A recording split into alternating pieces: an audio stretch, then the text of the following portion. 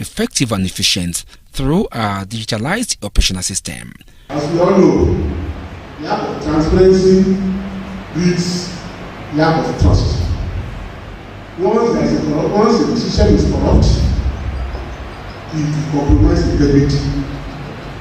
So our focus is to ensure that we have a judiciary that is transparent and corrupt-free. Oath of allegiance and judicial oath had earlier been taken by the Chief Judge. Justice Ogumboye, an indigene of Ekiti, was appointed as acting Chief Judge of the state in November 2024 and served in that capacity until his appointment as a substantive Chief Judge of the state. Toba Babalola reporting.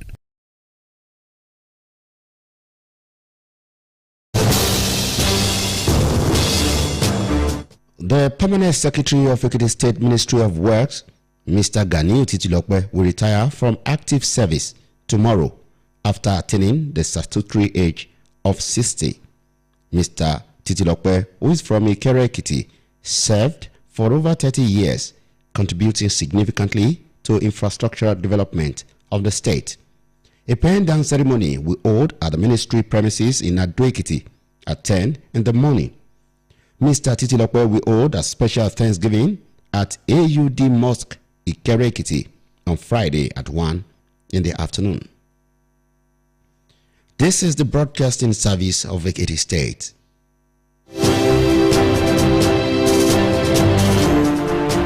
Has commenced in Venati.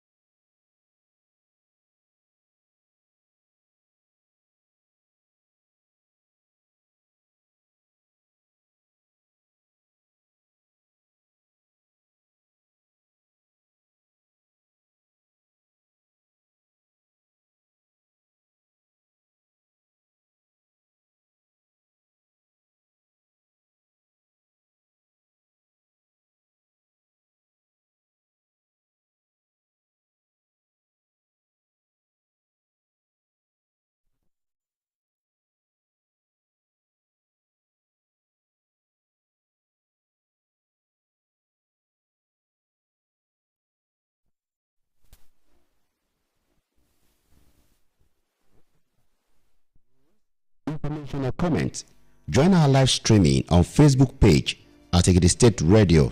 You can also like and share our page. Pensioners in the broadcasting service of Ekiti State BSES have pitched their tent with the Nigerian Union of Pensioners NUP.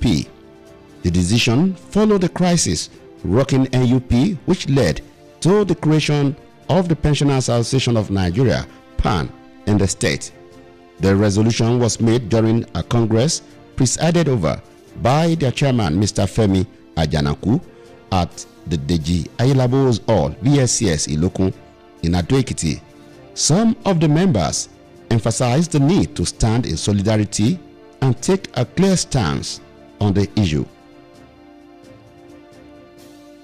The Director General of the National Automotive Design and Development Council, Mr. Oluwawebimo Oshanikwe, has assured motorists in Ekiti that compressed gas for their CNG converted vehicles will soon be available in the state, declaring open a 5-day training on the repair and maintenance of both CNG and petrol-powered tricycles and motorcycles in the state. The NADDC boss said arrangements have been concluded with some filling stations to begin the sales of compressed gas in the state. Mr. Oshanikwe charged the trainees to share the knowledge gained at the training with their colleagues in their localities. The Director General thanked the state government under the leadership of Governor Biodun Oyebanji for always striving to improve quality of life of the people. The Joint Admission and Matriculation Board, JAMB, has set 150 as the cutoff mark for admission into universities in the country. JAMB made the decision during the 2025 policy meeting on admissions held at the Bola Ahmed Tinubu International Conference Center in Abuja. It said the cutoff mark for colleges for nursing was 140, colleges of agriculture 100, and colleges of education 100.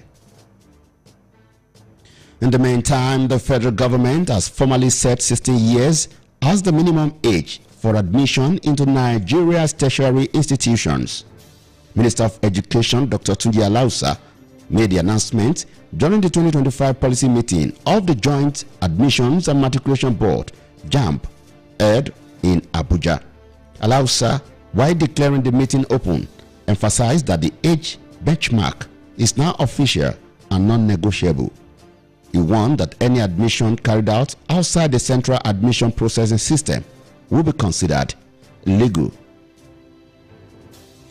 And the National Association of Nigerian Students, NANS, has appealed to the Academic Staff Union of Universities, ASU, to shelve its planned strike over delay in the payment of June salary to its members. NANS made the appeal in a statement by its National Vice President on Intercampus and Gender Affairs, Felicia Akimbodushe, in Abuja. Akimbodushe said that any industrial action by ASU now will destabilize the stable academic calendar universities had enjoyed for the past 2 years. Benue State Governor Reverend Father Asint Alia has unveiled a new security initiative tagged the Quick Response Squad QRS, aimed at strengthening rapid response to security emergencies across the state. Governor Alia was represented at the official inauguration of the squad by his deputy, Dr. Sam Ode. The QRS is a joint operations comprising personnel from the Civilian Protection Guard (CPG), Vigilante Group of Nigeria (VGN), local hunters, and the Joint Task Force (JTF). The squad is designed to respond swiftly and effectively to threats, particularly in vulnerable communities across Benue. And now on the foreign scene, President Donald Trump says the United States will send additional weapons to Ukraine, triggering Russia's criticism after Moscow claimed new gains in its grinding war against its neighbor. Trump's announcement to send weapons to Ukraine followed Washington saying last week that it was halting some weapons shipment to Kyiv, leaving Ukraine officials caught off guard and scrambling for clarity. The Kremlin warned that sending arms to Ukraine only serves to prolong the conflict, a day after Trump's pledge for more weapons for Ukraine to defend itself. The burial ceremony of late Chief Akintayo Oluwadare will commence tomorrow with a service of song in Ekiti by 4 in the evening. Christian wake has been slated for his hometown, Aramoko Ekiti, by 5 p.m. on Thursday. The remains of the politician will be laid to rest after a funeral service at the St. Philip's Anglican Church, Aramoko Ekiti, on Friday by 11 in the morning. Chief Akintayo Oluwadare, who was once a one-time chairman of Ekiti West local government during the first democratic government in Ekiti State, was survived by wife and children. And now to sport. The 2025-2026 UEFA Champions League officially begins today with the first round qualifying features. There will be a total of 14 matches played between today and Wednesday. The games just come 38 days after PSG thrashed Inter Milan 5-0 in the last season's final. Again, the Champions League will have 36 teams participating in the league phase format. 29 have already qualified via their domestic leagues, winning the Champions League and Europa League, as well as 2 more by the European Performance Sports, Newcastle United and Villarreal this year. But there are 7 spots left to be decided among 53 teams between the winners or runners-up, 3rd or 4th place in the domestic leagues in every country in Europe, except for Liechtenstein and Russia. To end the BSCS news and reports, yet again at the main points. We told you that the Ekiti State Governor, Mr. Abiodun Yebanji, has dismissed an online rumors claiming he and some Ekiti leaders plan to defect to the African Democratic Congress, ADC, with our former governor, Dr. Kayode Fayemi. It was in the bulletin that the All Progressive Congress, APC women leaders in Ekiti State have adopted Governor Abiodun Yebanji for the 2026 governorship election, citing his developmental strides. You also heard that the Joint Admissions and Matriculation Board, JAMB, has set 250 as the cutoff mark for admission into universities in the country. And lastly, on the BSCS news and reports, you heard that President Donald Trump has promised to send additional weapons to Ukraine. Before we go this evening, here's our message for you. Enhance tree planting to avert windstorm in the state.